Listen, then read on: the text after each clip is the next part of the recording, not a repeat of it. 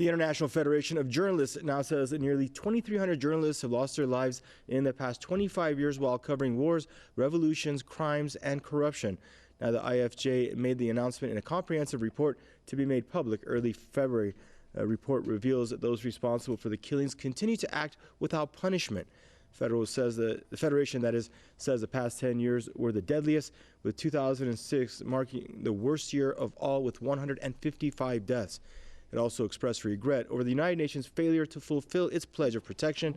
Iraq has topped the list of most dangerous countries for journalists with 309 deaths, and most of them have been killed since the 2003 U.S.-led invasion of the country. And for more on the story, we're joined out of Tampa by Mr. Wayne Madsen, investigative journalist. Mr. Madsen, how has journalism or journalists themselves or the world changed in the last 25 years that's made this job so dangerous? Well, a couple of things.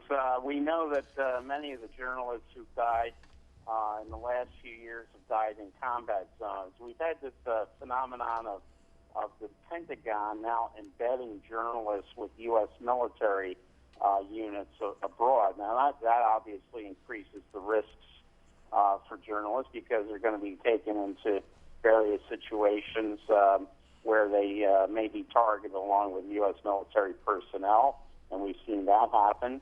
And some of the countries where the journalists have many journalists have been killed are these countries like Iraq and Afghanistan, which have been destabilized as a result of U.S. military intervention. I would doubt that many journalists would have died in Iraq had the U.S. not invaded and occupied and forcibly changed that administration and created a failed state in Iraq. The same thing, of course, has taken place in other countries destabilized by the United States, Syria, Libya, countries in Africa also. But these international journalist federations always seem to ignore journalists that are threatened in the United States because some of the people that fund these organizations are U.S. special interests. And I know of cases all over the United States where journalists have been not only murdered, like Michael Hastings, who wrote for the Rolling Stones, a very suspicious death in Los Angeles.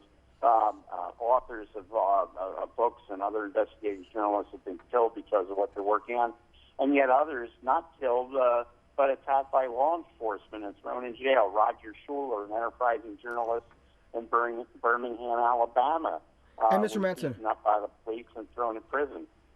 and pardon, I didn't mean to cut you off, but this International Federation of Journalists also says it also slams the United Nations' failure to fulfill its pledge of protection or protecting these journalists. As I've covered a lot of stories recently that a lot of journalists have been targeted, as well as medical staff, paramedics, EMTs in war zones, and it seems like the UN hasn't really aggressively pursued persecuting the perpetrators of their deaths. Your views?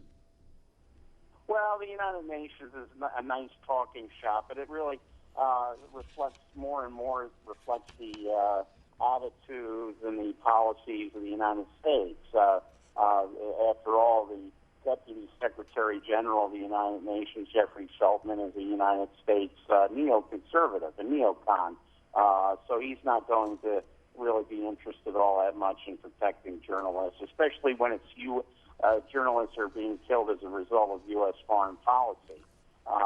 So the UN is a nice debating shop, but I think it's powerless to enforce any sort of protective measures covering journalists because of the overriding influence of the United States, which really, although we claim we support freedom of the press, in practice it's a very dubious protective right.